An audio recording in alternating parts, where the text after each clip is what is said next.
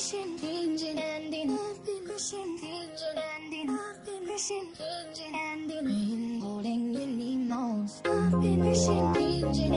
yeah.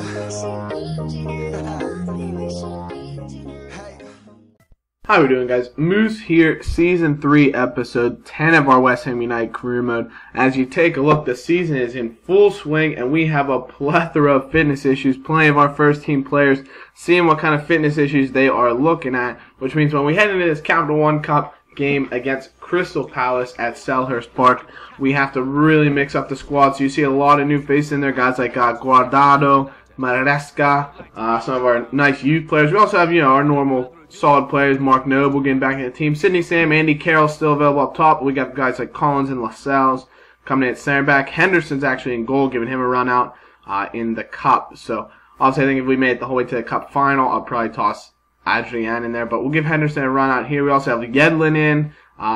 Grenier, though, is still in just because he was fit. I think Gravel and all them were not. So Grenier still getting a run out at Cam, but he will potentially be someone to come out early if we are able to take a nice lead, as we get a huge chance. A beautiful ball whipped in to Andy Carroll, but he just puts his header from well outside off the bar. Carroll then plays a beautiful through ball, lofted over the defense to Sidney Sam. Tries for the, oh, what a chip it would have been. He puts it in the top of the netting.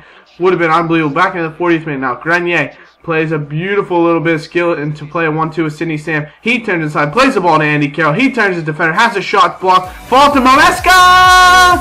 Maresca golazo! Beautiful score from Maresca. It's a great strike and his first goal for West Ham United. Absolutely fantastic from Juan Maresca. He's actually a right winger. I think it's his official listed position. I think it says he can play right wing, right midfield.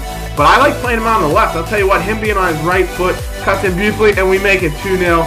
While I'm still talking, Sidney Sam gets the ball laid off to him from Andy Carroll, and it's an absolute smash. As soon as he sees the keeper running out, he just smashes it past him. Nothing the goalkeeper can do. Sidney Sam's just done absolutely lethal left foot, and that's going in the back of the net. But Maresca, I'll tell you what, if we were able to get a couple seasons further in this career mode before starting in FIFA 15's career mode, you would see Maresca developing into a world-class talent. I'll tell you what, he is unbelievable. He's really, really good. Henderson with a huge save there. Rebound from Campagna off the post. Shamak then hits off the post before Collins finally clears it away to get us out of danger. So Crystal Palace nearly drawn back to 2-1, but then Campagna here dispossessed by Lascelles. It falls to Thomas, that plays the ball on top of Shamak, and another big save by Henderson with his legs. Fantastic work from him to keep us on pace for the clean sheet. And with that, we do advance to the quarterfinals of the Capital One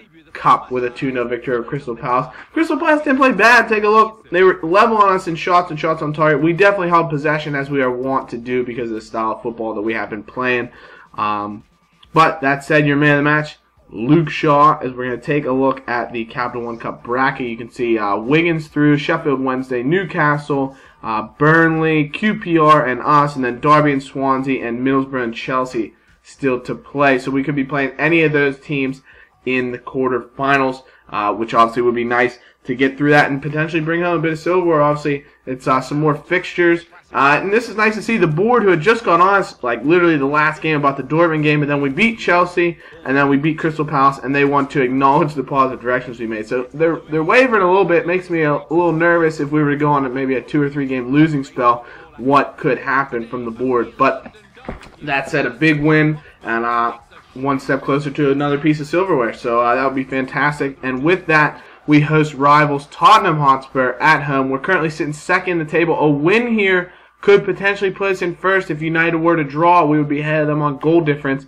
So that would be absolutely huge if we can pick up a win. We got, for the most part, our strong squad. I think we have Gat in for Sidney Sam. But otherwise, for the most part, it's pretty much our entire starting 11 here. I think Can's in for Luke Shaw as well. And then we went with Andrew Carroll and Lacazette up front. Beautiful. But Tottenham get off to a very bright start. Sigurdsson just dribbling his way through our defense. And that is a great finish there from Gylfi Sigurdsson. I'll see the man with a great shot on target.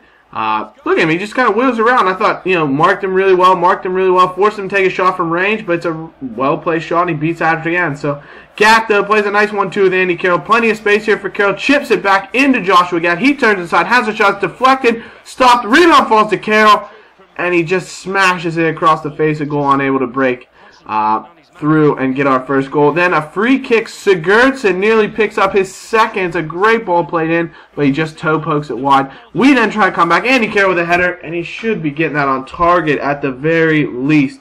But Gat then plays the ball through to Grenier, over the top to Andy Carroll. We're clearly hitting Tottenham really hard on the break. Gat, beautiful bit of play in, but Tottenham clear things up. Lacazette can't get ahead on it either. As you can see, we're really hitting them kind of on fast break opportunities when they don't have as many men behind the ball. Trippier then plays the ball in. It's blocked. Kirkes gives a little bit of a sloppy play, gets in towards Lacazette, falls to Hector Rodriguez, hits it, save. Tottenham even sold Lloris. Obviously, we faced him. He's at Borussia Dortmund now, so we faced him. So they have Gomez, I'm not sure how you pronounce his last name, as their goalie now. They haven't even bought a new quality goalkeeper. This is the guy that's, their second or third stringer. Early on, Carroll with a huge chance blocked. So a couple of really good chances. Rodriguez also had the ball. Rodriguez then plays into Grenier, volley blocked. Another chance here in the 63rd minute. We are all over Tottenham and surely deserve a goal at this point. Look at 5 corners, ball into Tompkins, and there it is. He levels it in the 63rd minute. Just talking about a goal, and there it is. James Tompkins, player who's been through so much with the club, coming up from the championship back in 2011-12, all the way here to Champions League football and the top of the Premier League. It's a huge goal to get us a big point to stay relevant in this game at this point. But this is one of those goals that's absolute garbage. It's when, off a free kick, if you clear the initial ball in, your defenders just move up and get completely lost. Forget entirely what they're doing. They don't cover anyone. And from there, it allows any of the strikers. I think we've given up at least 5 or 6 goals like this. I know I got up a few in the EuroLeague last year where somebody would play a ball and you head it away. It would go right to one of their players, and he would just pass it right into the striker, who would be completely unmarked, not even close to any defenders.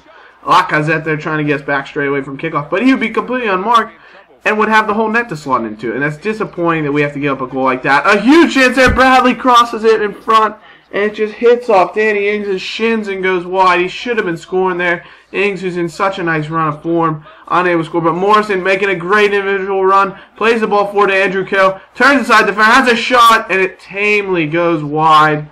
And that would be it. So a huge defeat to one of our biggest rivals, arguably our biggest rival, Tottenham Hotspur. Our biggest rival at this moment, obviously Millwall's West Ham's biggest rival, but they're not in the Premier League, not doing battle with us. And look at that, 16 shots. Got to be doing better. Disappointing. Hector Rodriguez puts in a great shift, as does Joshua Gat with a 9.3 rating. But it's a tough loss to take. You see, take a look at the U squad. Obviously, we'd love to get some of these guys in the team, but we're just trying to focus here on the Premier League, Champions League, and all that. And then we get a note here. Winston Reid, who had just said he wasn't sure what he wanted to do, he's unsettled. His agent says Winston Reid is a professional football player, happy to be playing for a club with the stature of West Ham. So hopefully that means he's going to be sticking around. We don't have to worry about losing our captain in the January transfer window, which would be fantastic. And now the final game of this episode, we're taking on Basel, who we just absolutely dominated in the first leg, but we were only able to come back to a draw, thankfully, on the strength of that goal from Joshua Gat in like the 86th minute or 84th minute. After Basel had scored in the 9th minute, we completely dominated them the rest of the game, and thankfully we were able to break the deadlock and get through with the equalizer from Joshua Gat late in the game. But they come out here in a 4-2-3-1. Obviously, Sia, their danger man, with Salah behind him. But early on, we have a nice start here. Jarvis getting in the starting lineup here just based on fitness and the fact that he's a quality player. He's got a lot of veteran qualities. He's done really well for the club. Ings with a header, save, rebound. Danny Ings, perfect start. 2nd minute, Danny Ings makes up for yesterday, or for not yesterday, but the last game against Tottenham with a huge goal here in the 2nd minute. His first header was saved, but he puts the second in. Lacazette then played through from Michael Bradley in the 3rd minute, and a huge save from the Basel keeper. Otherwise, it could have been 2-0 already, but Sia plays the ball in. Fabian Schär, I tell you what, just makes an absolute mess of this. Clears it off of Stalker. It falls to Stalker, He's able to easily put it in the back of the net behind Ashford again. So disappointing to give up that goal in the 6th minute, as we had taken so much control in the early going, and Basel were able to draw a level. But straight from kickoff, here we go. Ravel Morrison obviously in at Cam Grenier with fitness issues after playing against Tottenham. Morrison plays a nice little bit of 1-2 with Sidney Sam, who's back in the starting lineup here. He turns inside defense, is eventually found, and gives a free kick for us here in a dangerous position where Sidney Sam on his left foot can try and float the ball into the area, plays it in, looking for Morrison, there he is, he hits it in the back of the net. Ravel Morrison in the 7th minute with a beautiful goal, and that is a wonderful way to start off this game. I'll tell you what, 3 goals in 7 minutes for both teams combined, 2 for us, obviously to take the lead, absolutely fantastic, and this game could be an absolute goal fest if it doesn't settle down. Sam, look at that cultured ball in, plays it about 8 yards away from the goal, and Morrison unmarked, able to get in there and slot it away. Ings in the 15th minute, plays the ball through to Lacazette. He has a chance to make it 3-1. This would be absolutely deadly, but a good save by the Basel keeper coming out. And Luke Shaw, that was, look at the skill, absolutely just blasting around his defender, plays the ball and finds the way to Danny Ings.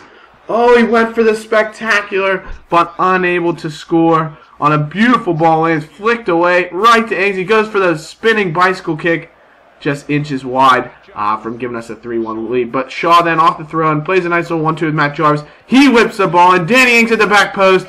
Simple as you like in the 32nd minute. Ings with his 2nd of the game, and that's 3-1 to West Ham United, and we're finally breaking out and getting a little bit of spacing to make us feel a little bit more confident here at home and not so worried about holding on to the lead. Ings looking for his hat trick then, and a wonderful save as he smashes that shot from about 18 yards away. And it's a huge save by the Basel keeper. But then Morrison plays a beautiful ball over the top, cultured into Lacazette. He has a shot, tries for the chip.